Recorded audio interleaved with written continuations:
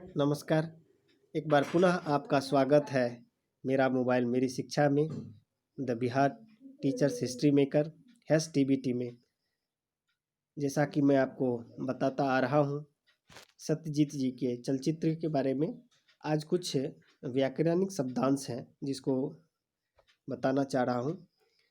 जैसे सीढ़ियाँ, ये शब्द जो है बहुवचन है, उसे एक वचन में परिवर्तित करना है तो सीढ़ी। कलाइयों बहुवचन शब्द है, कलाई एक वचन शब्द है। चीजें तो चीज एक वचन। धोती धोतियाँ बहुवचन। साड़ी साड़ियाँ बहुवचन। तस्वीरें पहले से बहुवचन है, उसे तस्वीर एक वचन। गहराई गहराइयाँ बहुवचन। टोकरी टोकरियाँ ये बहुवचन। इस प्रकार से हम एक वचन को बहुवचन या फिर बहुवचन को एक वचन में परिवर्तित कर सकते हैं।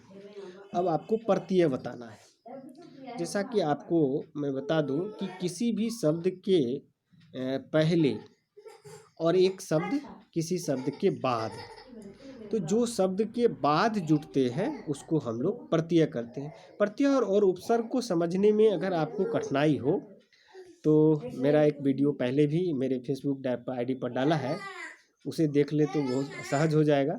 फिर भी मैं बड़ी छोटे शब्दों में आपको बता दूं कि सबसे पहले मैंने क्या पढ़ा है, अ आ। तो आप देख लीजिए उपसर्ग में लिखने में क्या पहला उपयोग हो रहा है, हर स उ उप, ठीक।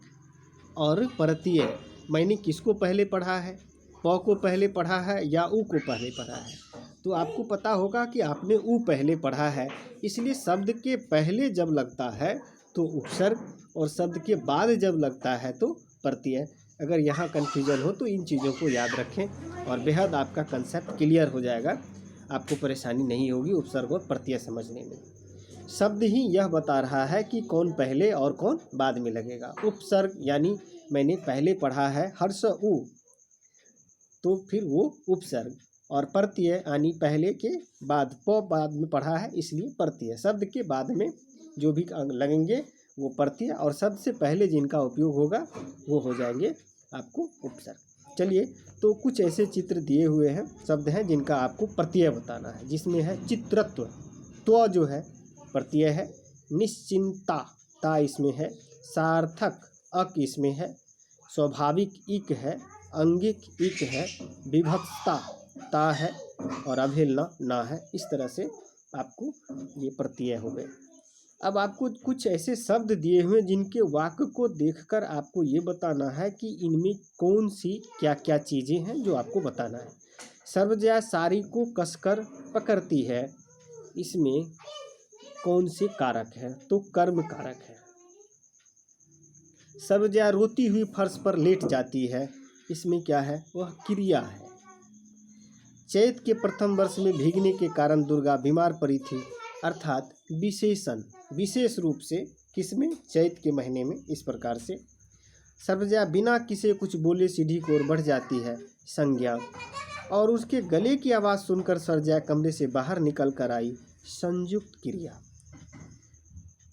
सारी को लेट जाती है, प्रथम बीमार, सर्वजया सीढ़ी और निकल कर आई, इन चीज़ों का मैंने आपको यह स्पष्ट किया। अब है कि कुछ समानार्थी शब्द हैं और उनके अर्थ आपको बताने हैं। जैसे संदेह, तो आपको संदेह का जो है शंका, शक, इस प्रकार से। अब शॉर्ट से आप क्या समझते हैं, मैं इसको लेकर पुनः वापस आपके साथ हाजिर होगा। तब तक के लिए धन्यवाद।